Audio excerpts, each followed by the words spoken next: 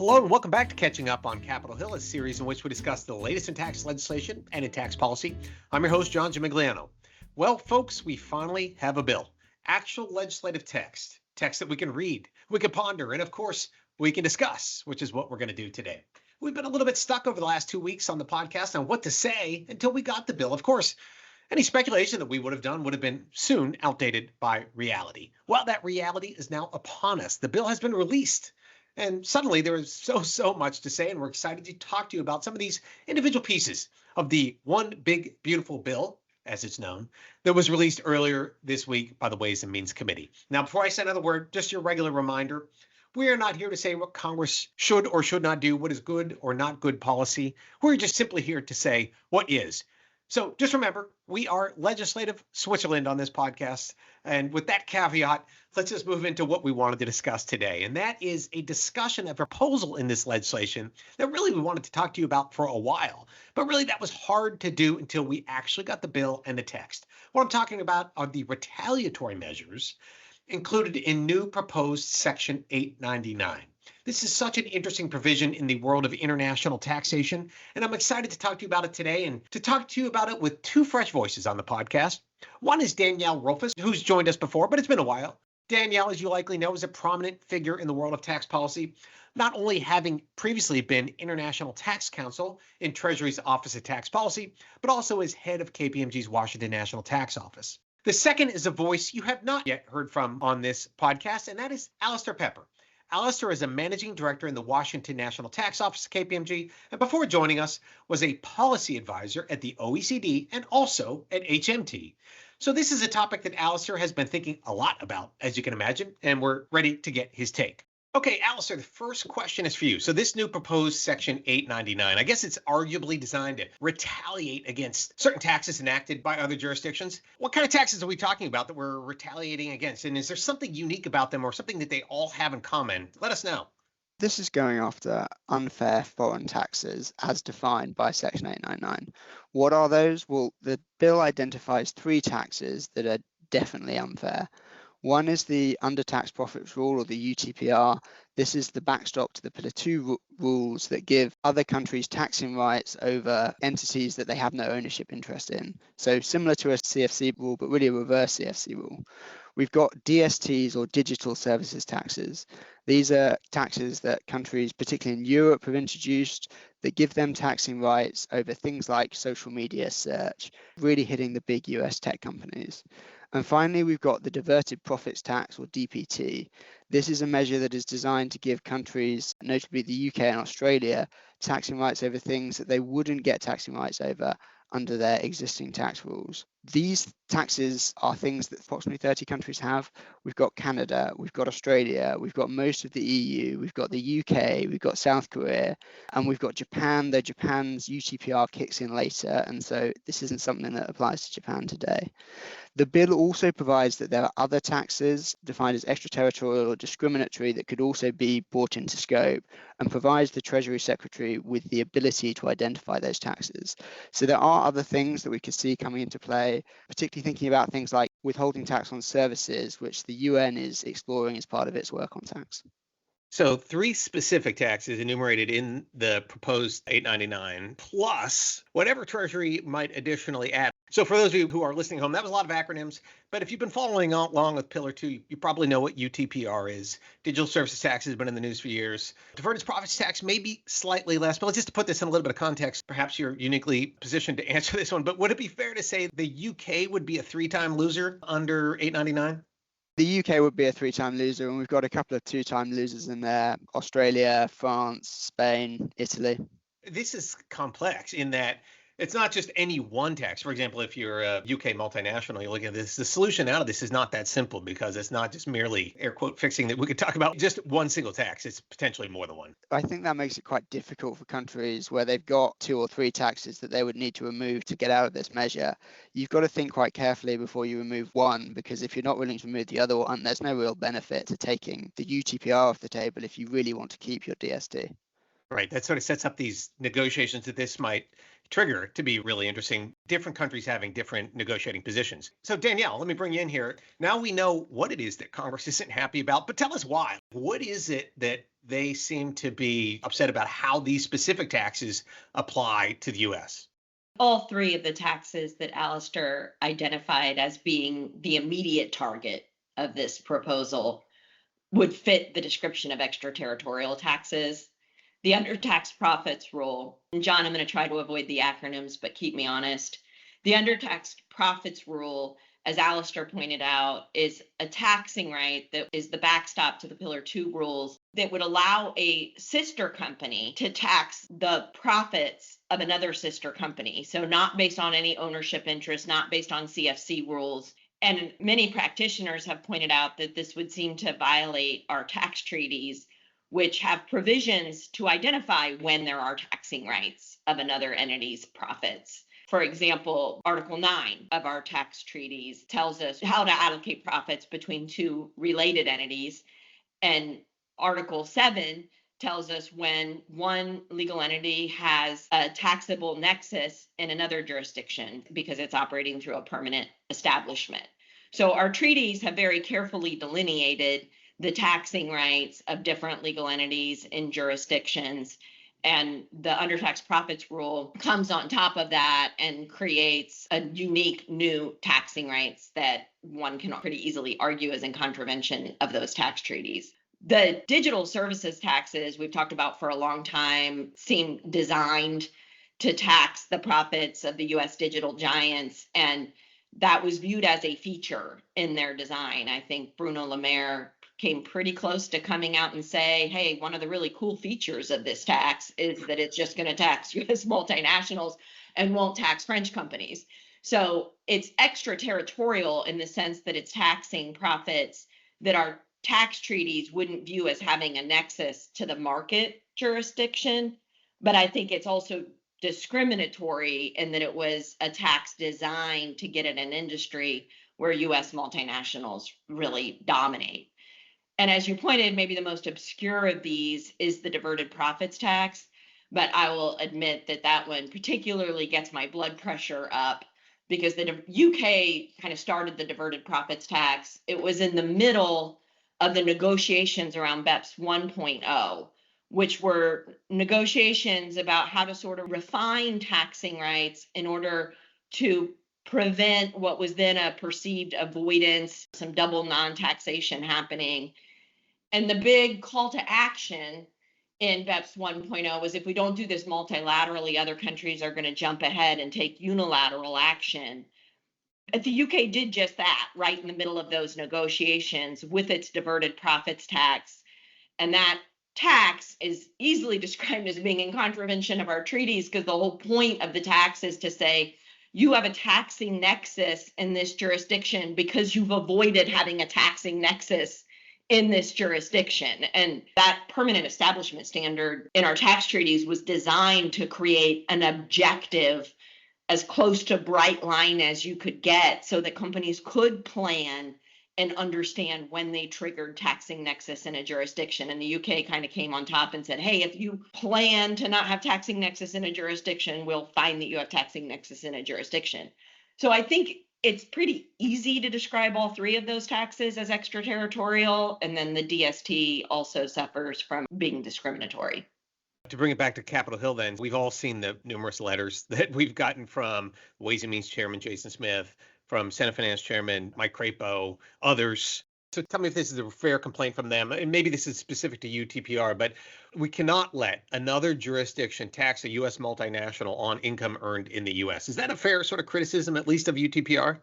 Yeah, I think there's no traditional taxing nexus that would say a sister company would impose taxing rights with respect to a U.S. affiliate simply because the U.S. affiliate ETR was low compared to some Pillar 2 norm. That's not part of the traditional allocation of taxing rights. So I think this Congress thinks, hey, we weren't part of agreeing to any different allocation of taxing rights. And this takes away from our sovereignty to implement incentives and other things that might reduce the ETR below that holy 15.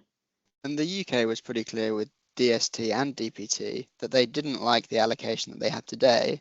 And so they wanted to change the rules, and they wanted to change the rules unilaterally. And we've had multilateral discussions about whether or not we could change taxing rights in relation to large businesses, including tech, that haven't been concluded. But very clearly, countries have gone out by themselves and claimed those taxing rights through things like DST and DPT. Alistair, I think that's helpful to bring us back to this new proposed 899, because it's basically a reaction to other countries having unilaterally, without the agreement of Congress at least, decided to impose taxing rights contrary to traditional treaties. And Congress is saying, okay, two can play at that game. Proposed 899 is the US's unilateral response that says we're going to impose our own taxing rights on companies that have a nexus to jurisdictions with these bad taxes. And we're going to impose those taxing rights regardless of what treaties would otherwise say. We're going to come on top of our treaties. And if you did it, tit for tat. Let me ask you this question about 899. This is our response here, right? Now we know what we're mad at. Now we know why we're mad at. Now we've got 899, which is our proposal. Tell us how it works, at a high level, Danielle. And then a follow-on question is, if we're mad about extraterritorial taxes, is this an extraterritorial tax, or would 899 not be viewed as that in terms of our response? Well, let me tell you the mechanisms first, and then let's talk about extraterritoriality, because I think it varies for the mechanisms. This proposed 899 significantly combines two previous proposals that one could have viewed as competing retaliatory measures, and now they've been combined into this one proposal. So those two mechanisms, the first was incorporated in a 2023 Smith bill, and it would increase the US tax rate by 5 percentage points a year for every year where we have the problematic tax in place on outbound flows of US source income. So that'd be like dividends, interest, royalties coming out of the US, as well as on trader business income, branch income that another company might have that is operating in the United States through a branch. So it incrementally increases the taxes on those flows. I wouldn't call that extraterritorial. The US has the right to tax that income under traditional taxing norms, but in some of our treaties, we have negotiated away that right, and this comes on top of those treaties to impose the additional tax. So although it doesn't say it in the bill, because that would be a problem in reconciliation, I think we all understand the intention is that it would override treaties. Now, one improvement in this version of the bill is that it now seems to be clear that if, for example, the current status of our treaties is that we would have a zero rate on one of those flows, the rate would just step up by 5% each year, as opposed to first yanking the treaty rate, starting at the statutory rate of 30, which is a big cliff effect increase, and then adding the 5. So that's, I think, a clarification consistent with probably the original intent, but it's certainly a welcome clarification. So I wouldn't call that extraterritorial, but it is a treaty override. The second mechanism, I like to call it SuperBeat, and it is a mechanism that's going to apply to the US affiliate of groups that have a nexus to a bad country. And we should come back and talk about how we determine when you have the nexus to the, I'm calling them bad countries, but it's countries with one of the bad taxes. SuperBeat would say any US affiliate with that nexus to a bad country is automatically in BEAT, is going to pay BEAT tax at the elevated rate, the 12.5%.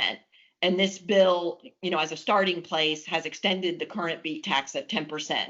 But if you're in the SuperBeat, you're at a 12.5% rate. And then it makes certain other adjustments to BEAT to make it much more onerous. And in particular, I'd call out, it takes away an important exception for low-cost services that was a really significant out for a lot of companies when they were first adapting, when BEAT first entered the scene in 2018. A lot of companies did a lot of work to confirm that a lot of their US companies' outbound payments would qualify as these sort of low-cost routine services. One of the most significant changes is they take that away. There are a number of other changes, all of which make it more favorable. One, improvement, I'd say, over the earlier version of this part of the measure is an earlier version would have denied half of cost of goods sold. That would just be the death knell to certain low margin importers. But this version dials that back quite significantly and instead would just say, hey, if you're importing goods, you can have the purchase price of the goods, but we're not going to let you exclude from BEAT any additional amounts like overhead costs that would otherwise have been a beatable payment, but you're capitalizing them into the inventory. Essentially, for the tax nerds out there, the 263 Cap A cost that can get capitalized into inventory would no longer be excluded from BEAT. So those are the two measures that are the punishments in this bill. They're really two very different mechanisms. And then the other question is sort of who is going to suffer those punishments? And a refinement as compared to the earlier version, particularly of the Super BEAT bill, is that these punishments, these higher tax rates, more onerous BEAT rules, would now be pointed at a group that's parent entity or an intermediate parent entity is located in a jurisdiction that has one of those bad taxes, or the actual payment in the case of those elevated rates is going to an entity that is located in a jurisdiction with the bad tax. Now we're only aiming at companies that are headquartered in the bad tax jurisdictions or actually operating in the bad tax jurisdictions, and not more randomly at groups that anywhere in the group has an entity that is subject to a bad tax. Got it. Okay, so two different mechanisms here. The first one, increasing the rate, as you said, on income that's already subject to tax in the US, I guess. So hard to argue that's extraterritorial or treaty point aside, right? The Super BEAT, we already have the BEAT. So if that's extraterritorial, well, it's already, but we are making it substantially more burdensome to certain taxpayers. Okay. If we view 899 as a response to these actions by other jurisdictions, then should we expect a reaction from those jurisdictions to 899? So if that's true, if we think that that's true, what options might be available to them in response if 899 were to become law? If this was to become law, you've got three responses. The one is countries concede. They take off the taxes that they have that the US views as discriminatory or extraterritorial. So for the UK, we get rid of the DST, we get rid of DPT, and we get rid of the UTPR. And that would take us outside the scope of these measures. The second is you don't concede. You just leave the tax in place and you say there are consequences to that, but I'm willing for my multinationals to bear those consequences. And I understand that. Or the third is they retaliate, they re-up. They say the US has done this and we're going to respond, and we're going to do that by doubling the DST rate or doubling down on the UTPR, whatever that might be. You can think about whether or not there's a fourth response. So we know US Treasury have been very explicit, the OECD have been explicit, the EU have been explicit, that there are currently negotiations ongoing about how Pillar 2 should operate and interact with the US tax system. And so when we're thinking about what might happen to the UTPR, those negotiations are going to be really, really important and relevant. But the idea that there's space for negotiation if 899 becomes law is a misnomer or misleading, because 899 specifies very, very clearly what US Congress needs to take off the table its retaliatory measures. And so it doesn't really seem like there's space for other countries to come back in and say, well, we're kind of willing to meet you 75% of the way, but we'd like to keep this 25% of this thing that you don't like. 899 doesn't really create space for that, at least in respect of those measures that are identified as per se unfair foreign taxes. All right, so either if it exists, it triggers it. It's not a question of degree. If it exists, it triggers 899. Let me ask you a question on the concession point. How broad does that concession have to be? For example, on UTPR, would it be enough to say we're not getting rid of our UTPR, we're just excluding the application to the US? Would that be enough to turn off 899? So we've got the UTPR safe harbor at the minute, which takes out of scope of Pillar 2 the US income of US parented groups. Extending that is not going to be enough. This bill would require that where you have US parented multinationals, that none of the entities that form part of that group are subject to the UTPR. So you need to go beyond the UTPR safe harbor. You need to start excluding wholesale US multinationals. Got it. That's interesting. Okay, so it has to be more than just like, okay, never mind US, you're out. They'd have to go further. On the negotiation point, how does the timing of this bill impact that, right? If we were to go into negotiations, when this bill passes, Congress has said they'd love to do it by 4th of July. If you're skeptical, probably with good reason, that it would pass by 4th of July. But is their goal at least to pass it this summer? Failing that, then maybe by end of year. But how does any of the timing of enactment of 899 impact the ability to negotiate around this? The rules around timing in the bill are reasonably complicated, and you really need to write it down on a piece of paper to understand how everything interacts. But the first thing to look at is, when is the bill enacted? Because when that bill enacted, the clock's going to start. After 90 days, the retaliatory measures then have the potential to kick in. So while this bill is under discussion, there is still time for the country to negotiate. The bill will have no effect. When the bill is enacted, there's still time. There's still 90 days for them to discuss before the bill potentially affects. And then after those 90 days, in respect of unfair foreign taxes that are already in place, what we're going to see then is the modified BEAT apply and apply immediately if taxpayers have a tax year that begins after that 90-day window. For the increase in tax rates, it's a little bit more complicated. There, the increase in tax rates only start for the calendar year after the date that's 90 days after enactment. So if you got to enactment on the 4th of July, what that would mean is that by the beginning of October, the applicable date for the bill would kick in. And therefore, we would have tax rate increases from January 1, 2026. And so if you've got calendar year taxpayers, the tax rate increases are going to apply from there. But if you were to see the bill take longer to agree, so if we weren't to get to an agreement before the end of the year, then the applicable date would fall into 2026, and those tax rate increases would then only come into effect for 1 January 2027, and so we would see that delay by the year.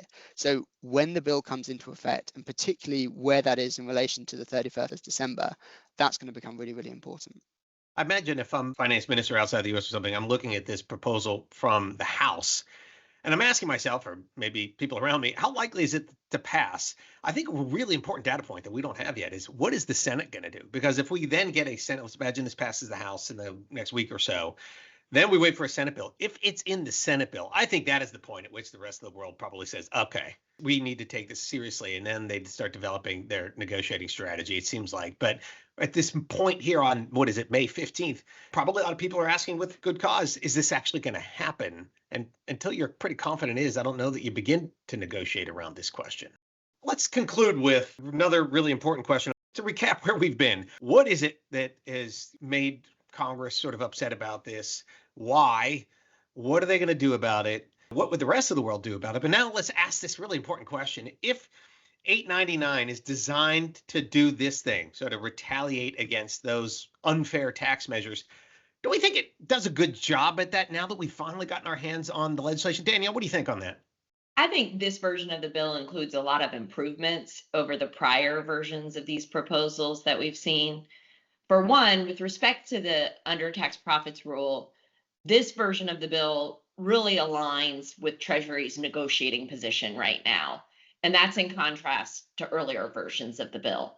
Under this version of the bill, if a country they don't have to completely eliminate their UTPR, they just have to ensure that their UTPR will not apply to any US company or US group. And as Alistair points out, that does include foreign subsidiaries under that US group. So it is an expansion of the current UTPR safe harbor that would have to be negotiated.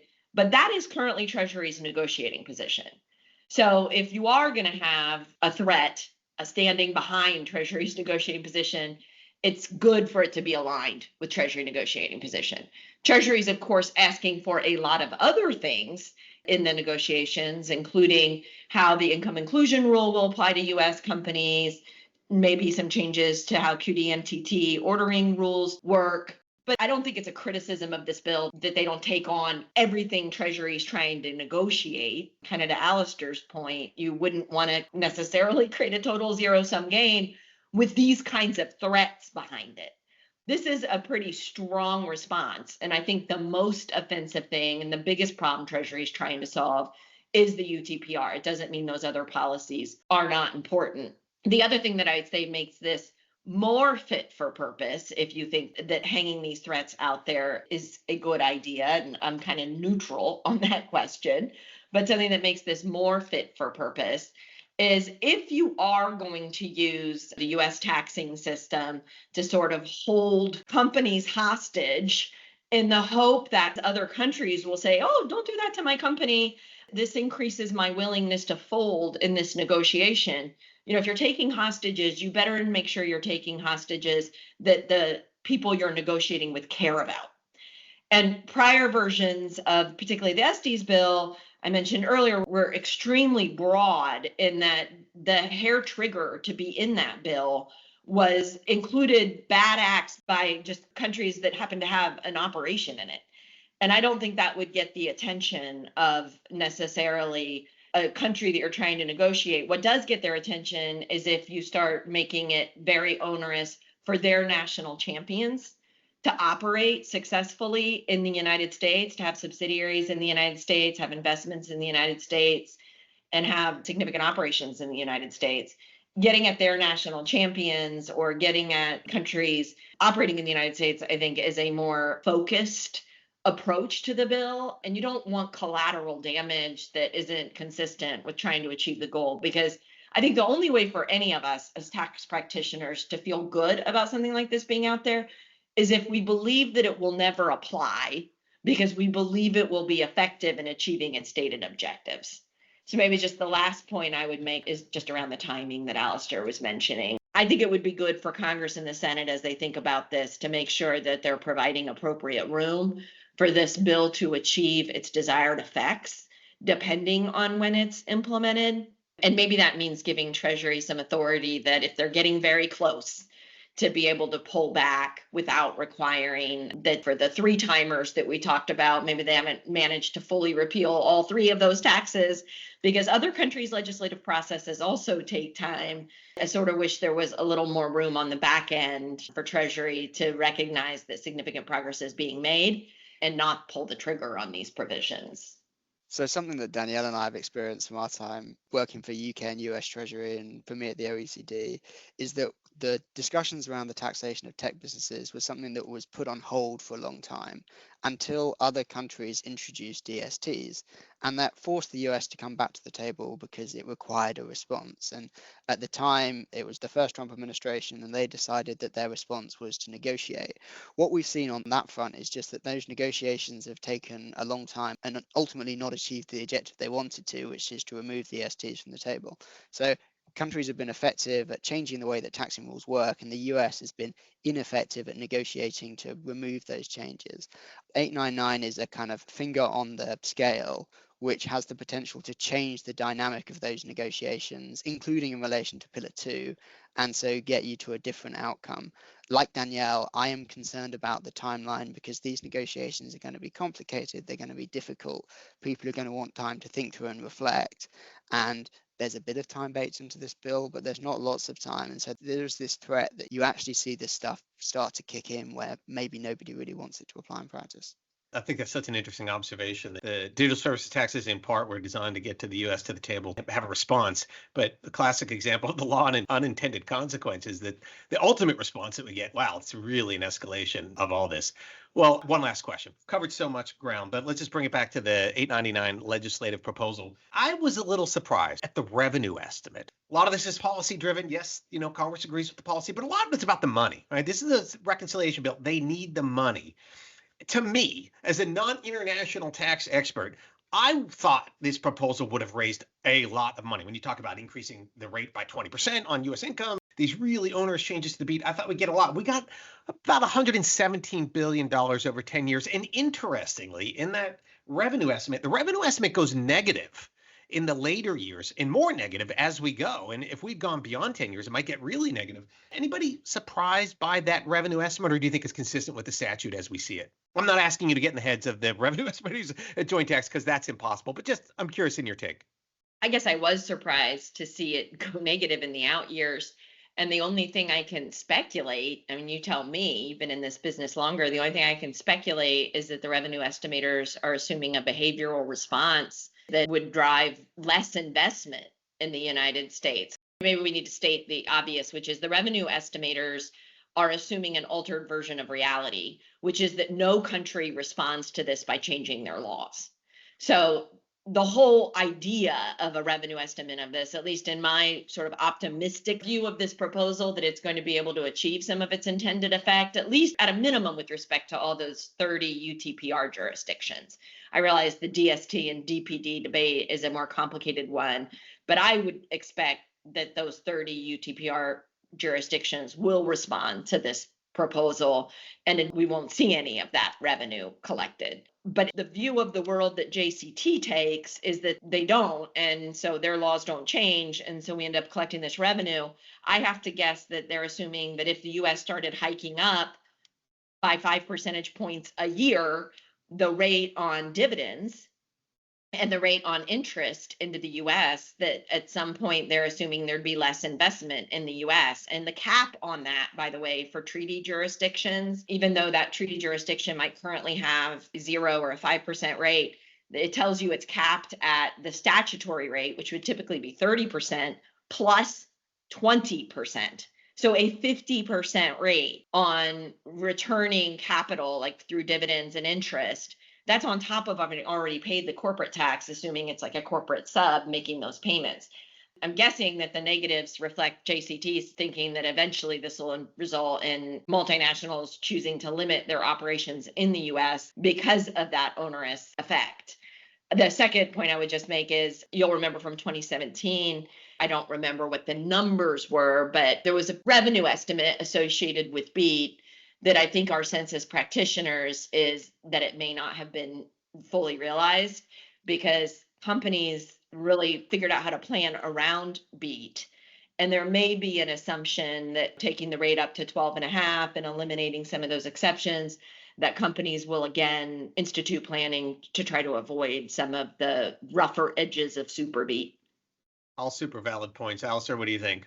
It was pretty shocking that this is forecast to raise 30 billion a year by 28, and by 2034 it's going to lose 8 billion a year. I think it must be the behavioral impact that companies are, how they're like to respond.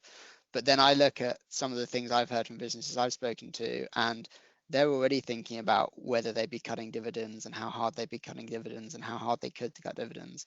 And I think when you look at this kind of measure and how penal it is, people are really going to be wanting to think about that response quickly if it comes into effect, because this is not a soft retaliatory measure. This is a pretty hard retaliatory measure. Yeah, I like the example of the BEAT revenue estimate is a good one. But I think our assumption there is, yes, the BEAT raises less or very little compared to what people thought, but that revenue shows up somewhere else. Because of the planning around the BEAT makes it appear other places, and it's hard to know where. And maybe that's part of what's going on with this negative estimate. So if I'm a multinational doing business in the US, maybe I sell my US operations, right, and I just get out. But then that income, it's not like the income goes away, but perhaps it shows up somewhere else that it's just hard to know. But it is a really curious thing, and maybe we'll learn more about that, how joint tax estimated this over time. Well, both of you, thank you very much. Fascinating discussion, and there's going to be more on this. Our good friends at Inside International Tax are no doubt planning a deeper dive in the technical aspects of these provisions. But Danielle, Alistair, thank you for your time today. In closing, let's keep this short. Boy, we've said a lot today, and I know this is a complex topic, but I wanted to discuss this proposal with you because it really has so many interesting angles. One is as a revenue raiser. Another as a way for congressional Republicans to push back against Pillar 2. Another angle is a way to protect the taxing sovereignty of the U.S. And well, another one is to protect the tax writing sovereignty of the legislative branch. Now, if you want to learn more on this topic, I cannot recommend more Danielle's encyclopedic analysis of these proposals in her recent Tax Notes article, which I'm sure you can find online. Now, for the last time, let me reiterate, I hope it was clear we are not saying retaliatory measures are either good policy or bad policy. It's for Congress and, well, the lobbyists, I suppose, to make those arguments. We just wanted to outline what the proposal is, why it is, and how it might work. But my last thought is this. Really, one of the most novel features about Section 899 is how rare it is for a revenue-raising provision such as this one to be designed to really raise zero revenue if its policy is successful. That's because if the rest of the world, for example, drops application of the UTPR to the US, well, then retaliation against the UTPR is turned off. Congress, I imagine, well, they would call that a victory. But then how does the proposal raise revenue? Well, this is the alternate reality that Danielle talked about. The revenue estimators at joint tax can't assume what will happen. They don't know what another jurisdiction or another legislature in another country will do.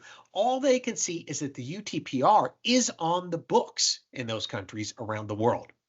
But for now, forget alternate reality. We're living in a current reality, and that reality raises many questions. Can this provision become law?